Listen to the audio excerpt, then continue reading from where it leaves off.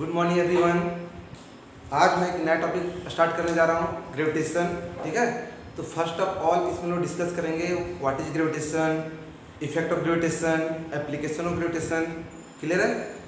तो सिंपली पहले हम लोग देखेंगे डिफिनेशंस का, व्हाट इज ग्रेविटेशन, किस फोर्स को हम लोग ग्रेविटेशन फोर्स बोलेंगे।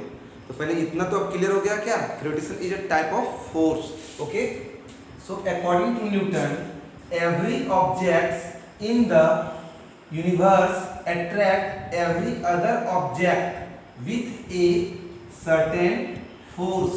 This attraction force is known as gravitational force. क्या है, न्यूटन जो साइंटिस्ट हैं वो आप जान ही रहे हैं कि पहले वो लॉ ऑफ मोशन दिए, मोशन के बारे में बताया। ग्रेविटेशन के बारे में कंट्रीब्यूशन उन्हीं का है। उन्होंने ये पहले बताया था कि ऑल ओवर यूनिवर्स में कोई भी दो ऑब्जेक्ट को लेते हैं, कोई भी दो बॉडी को लेते हैं, तो दोनों बॉडी एक दूसरे पे सर्टेन फोर्स लगाता है। और ये फोर्स क्या कहलाता है, एक फोर्स जो रहता है कैसा फोर्स रहता है, वो एट्रैक्टिव फोर्स रहता है।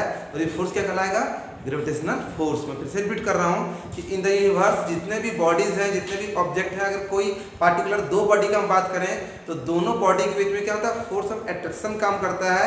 और ये एट्रैक्टिव फोर्स ही क्या कहलाता है, ये एट्रैक्टिव फोर्स कहलाता है ग्रेविटेशनल फोर्स। और इस तरह से ऑल ओवर यूनिवर्स में जितने सारे बॉडीज हैं, ऑब्जेक्ट्स हैं, सब एक दूसरे को अपनी ओर अट्रैक्ट कर रहा है। और ये अट्रैक्टिव फोर्स ही क्या कहलाता है, ग्रेविटेशनल फोर्स।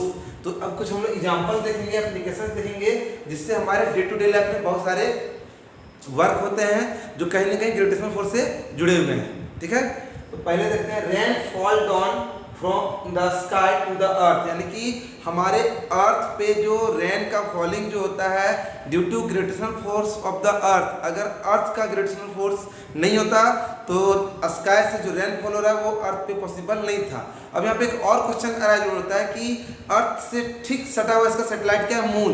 तो मून पे रेनफॉल क्यों नहीं होता है, अर्थ पे ही रेनफॉल क्यों होता है? तो सिंपल है, आगे हम लोग डिस्कस भी करेंगे कि मास पे डिपेंड करता है ग्रेविटेशन फोर्स।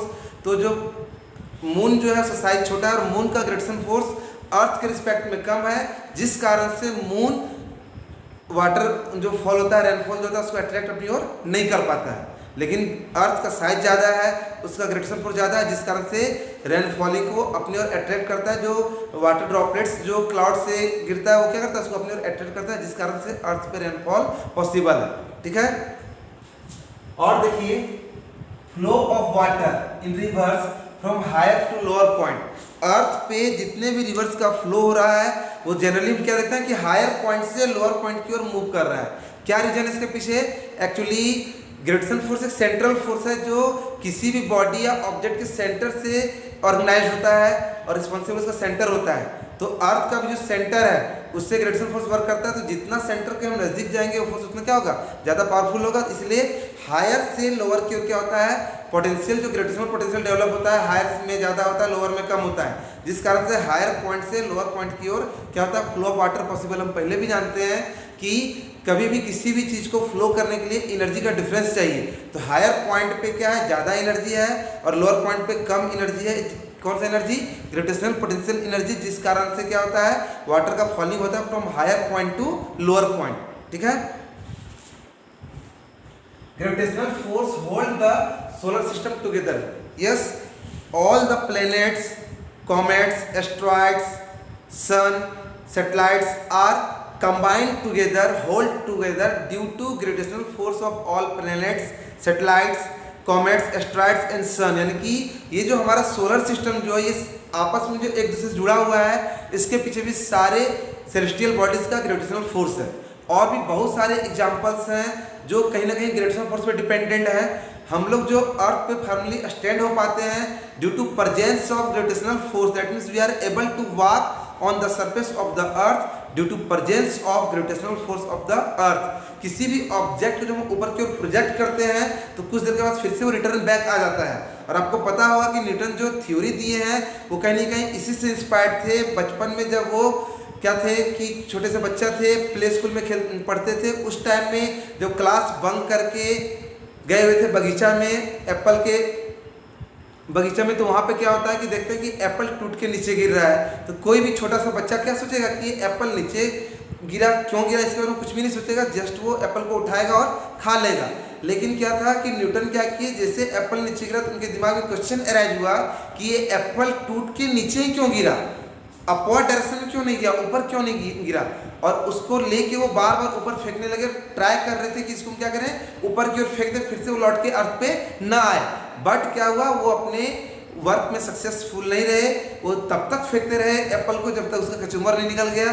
फाइनली फिर वो क्लास में गए, टीचर से पूछे why Apple fall on the earth, why not goes away from the earth and why not go in the sky, जिसका आंसर टीचर के पास नहीं था। टीचर उनको डांट वगैरह का बैठा दिए, बट ये क्वेश्चन उनके दिमाग में मूव करता रहा। और फाइनली जब वो साइंटिस्ट बन गए, वो लॉ ऑफ मोशन के बारे में डेरिवेशन दे चुके थे, उसके बाद जब वो ग्रेविटेशन पे वर्क किए तब उन्होंने इसका डिस्कस भी किया था, इसके बारे में बताया भी था कि ये स्टोरी उनके बच्चे का था।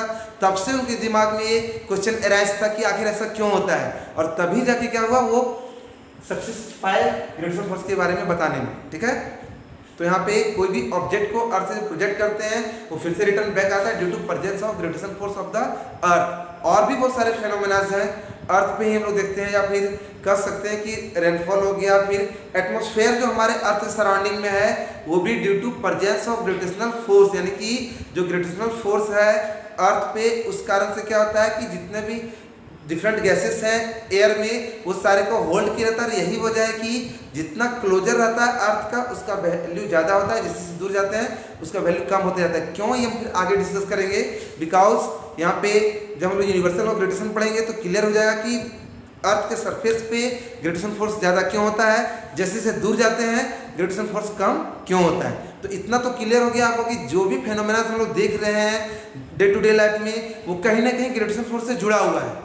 हम लोग जो अर्थ पे वॉक कर रहे हैं, अर्थ पे जो फर्मली स्टैंड कर रहे हैं, ठीक है, ये सारा का सारा का काउज क्या है, due to gravitational pull of the earth. ठीक है, और मैं एक्सप्लेनेशन आपको दे रहा हूँ कि जो टाइड्स का फॉर्मेशन होता है, निप और टाइड्स का फॉर्मेशन होता है सीज में, ओशियंस में, इसका भी काउज है gravitational pull of sun and moon. At the same time उस वाटर बॉडी को दो फोर्स वर्क कर रहा है, उसके पे क्या कर रहा है, कभी सन अपनी ओर खींच रहा है और कभी मून, और उसके साथ ही अर्थ भी अपनी ओर खींच रहा है, जिसका मतलब क्या होता है बार बार अप्स एंड डाउन देखने को मिलता है सीज में, ओशियंस में। तो बहुत सारे फिनोमेनाज हैं जो कहीं ना कहीं ग्रेविटेशन फोर्स से जुड़े हुए हैं। तो बेसिकली समझ जाइए, दो बॉडी के बीच में जो फोर्स ऑफ अट्रैक्शन होता है वो क्या कहलाता है, वो कहलाता है ग्रेविटेशनल फोर्स। अब नेक्स्ट टॉपिक हम लोग देखेंगे यूनिवर्सल लॉ ऑफ ग्रेविटेशन। जब न्यूटन बताया कि ग्रेविटेशन फोर्स क्या होता है, अब उसके बाद आखिर ग्रेविटेशन फोर्स को काउंट कैसे करेंगे, उसका वैल्यू कैसे निकालेंगे, तो इसके लिए उन्होंने एक थ्योरी दी है, उसको क्या बोलते हैं, यूनिवर्सल लॉ ऑफ ग्रेविटेशन। क्यों नाम पड़ा इसका universal law of gravitation, because all over universe पे ये फोर्स काम करता है, इसलिए इसका नाम क्या पड़ा, यूनिवर्सल लॉ ऑफ ग्रेविटेशन। इसलिए क्या किए न्यूटन जो थ्योरी दिए उसका हेडिंग ही क्या दिए, universal law of gravitation. Because ये फोर्स सिर्फ अर्थ पे वर्क नहीं करता, बल्कि ये ऑल ओवर यूनिवर्स में आप कहीं भी जाइएगा हर बॉडी का कुछ ना कुछ ग्रेविटी है, कुछ ना कुछ ग्रेविटेशनल फोर्स है। ठीक है, according to Newton, first of all क्या कर रहे हैं हम लोग, दो बॉडी ले रहे हैं, एक बॉडी सपोज कर लिए ए है, दूसरा बी है। पहला बॉडी का मास m1, दूसरा बॉडी का मास m2, और दोनों बॉडी के बीच का डिस्टेंस r लो लिए, है ना। अब इसके इस फिगर के अनुसार हम लोग आगे का डिस्कशन करेंगे। तो पहला क्या है, the force between two bodies is directly proportional to the product of their masses, that is F is proportional to m1 into m2, where m1 is the mass of body A and m2 is the mass of body B। क्या कह रहे हैं, पहला जो दिए rules उसमें क्या बोले कि ग्रेविटेशनल फोर्स जब भी दो बॉडी के बीच में लोग काउंट करेंगे तो दोनों बॉडी का मास का प्रोडक्ट का क्या होगा, ग्रेविटेशनल फोर्स डायरेक्टली प्रोपोर्शनल होगा।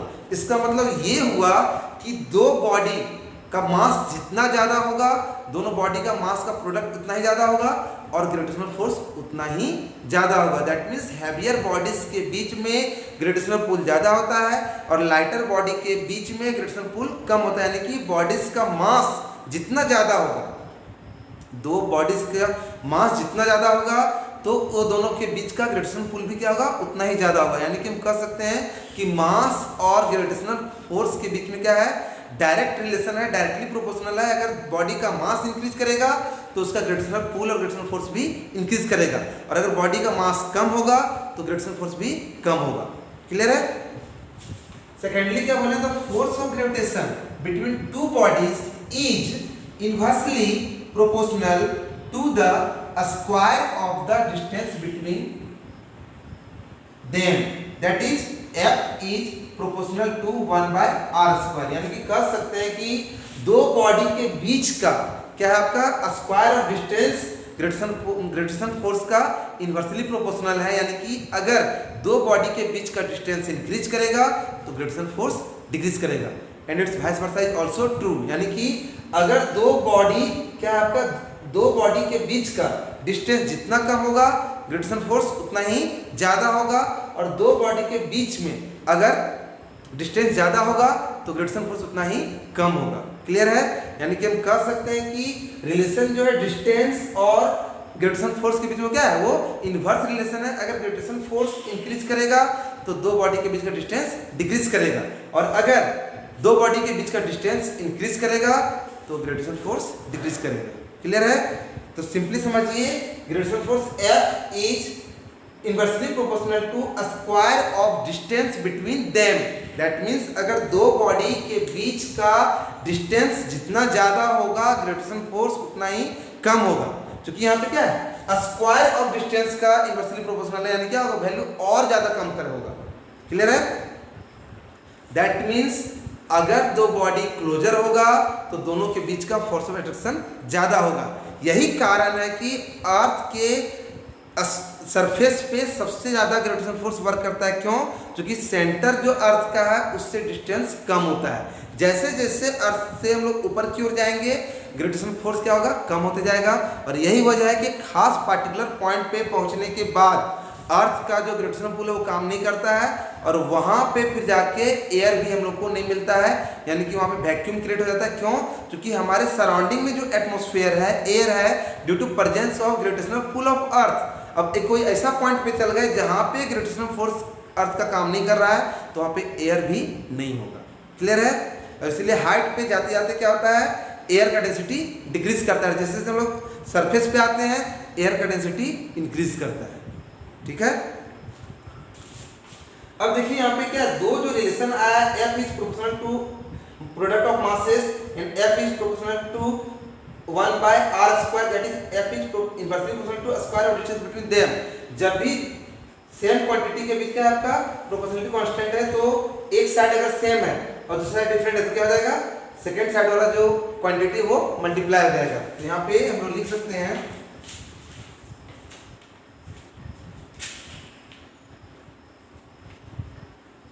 from equation 1 and 2 we get क्या मिलेगा, F is proportional to m1 m2 by r²। क्या हो गया, जो राइट साइड का जो क्वांटिटीज था वो मल्टीप्लाई हो गया, है ना। अब जैसा कि मैथ्स में हम लोग पढ़ चुके हैं कि अगर दो क्वांटिटी में जो प्रोपोर्शनलिटी का साइन हो तो जब उस साइन को हटाएंगे तो एक कांस्टेंट टर्म आएगा। यानी कि अगर ये साइन ऑफ प्रोपोर्शनलिटी को हटाकर हम इक्वल का साइन देंगे तो राइट साइड में कांस्टेंट टर्म आएगा। That means we can write this things as F equal to G m1 m2 by r²। This is equation number 3 and this is required expression where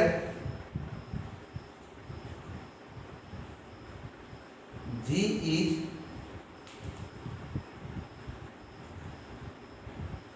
universal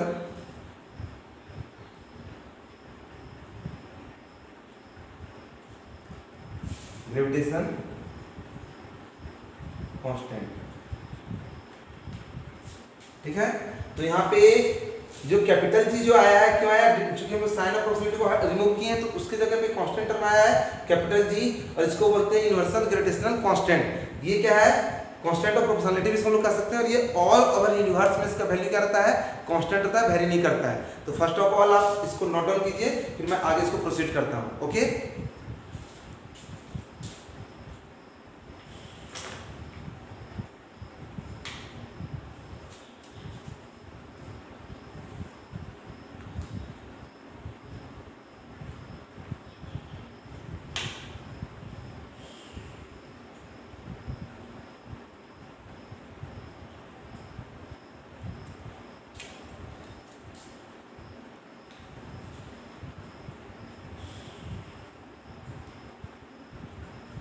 ठीक है।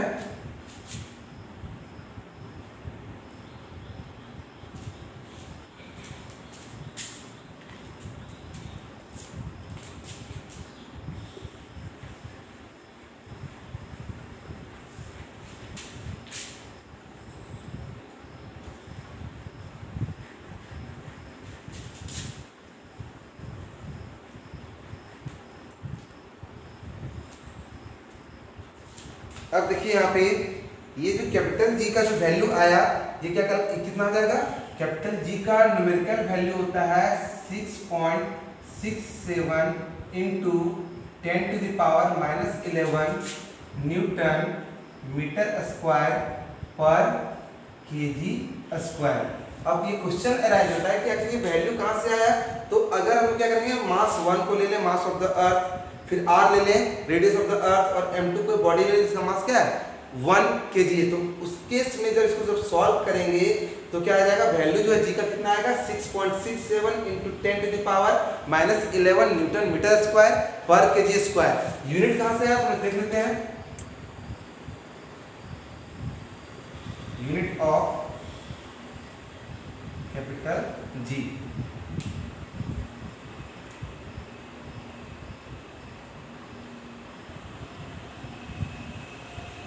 यहां देखिए अभी जो formula क्या drive किए हैं, F equal to G m1 m2 by r square. अब इसको हम क्रॉस करें तो क्या हो जाएगा, G equal to F r square by m1 m2, है ना। जहाँ पे F क्या है, ग्रेविटेशनल फोर्स है। अब सबका यूनिट हम लोग पुट करते जाएंगे तो क्या आ जाएगा, फोर्स का यूनिट न्यूटन, और R क्या है, रेडियस में डिस्टेंस है, तो डिस्टेंस का स्क्वायर यानी क्या आ जाएगा मीटर स्क्वायर बाय मास 1 यानी कि केजी, फिर मास 2 भी क्या आ जाएगा केजी, यानी कि G का SI यूनिट क्या आ गया newton metre square by KG square, और इसको हम लोग लिख सकते हैं न्यूटन मीटर स्क्वायर पर केजी स्क्वायर।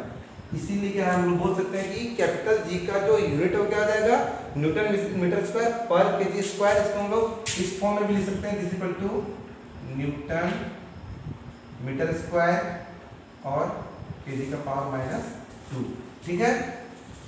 अब यहाँ पे जो हमने डिराइव किया formula G equal to FR square by m1 m2, तो यहाँ पे क्या है, G हो गया capital G universal gravitational constant, F हो गया ग्रेविटेशनल फोर्स, R हो गया distance between two bodies, m1 mass of first body, m2 mass of second body. तो सिंपली आप इससे अब कंक्लूजन निकाल सकते हैं कि अर्थ के सरफेस पे ग्रेविटेशन फोर्स ज़्यादा क्यों होता है, जैसे जैसे अर्थ से हम दूर जाते हैं ग्रेविटेशन फोर्स कम क्यों होता है। ये सारा कंक्लूजन हम लोग को इस लॉ से मिल जा रहा है। इस टॉपिक में आई थिंक आपको कोई प्रॉब्लम नहीं होना चाहिए। फिर भी अगर आपको कोई प्रॉब्लम हो तो आप मेरे यूट्यूब चैनल KK Edu के कमेंट बॉक्स में जाके कमेंट सेक्शन में कमेंट करें, और अगर आपको वीडियो अच्छा लगे तो वीडियो को लाइक करें, ज़्यादा शेयर करें, और अब तक आपने अगर मेरे चैनल को सब्सक्राइब नहीं किया है तो चैनल को सब्सक्राइब करें, बेल आइकन क्लिक करें, ताकि इन फ्यूचर में जो भी वीडियोस अपलोड करूं उसका लिंक आपको डायरेक्टली मिल सके। Okay, thank you very very much, have a nice day, जय हिंद, जय भारत।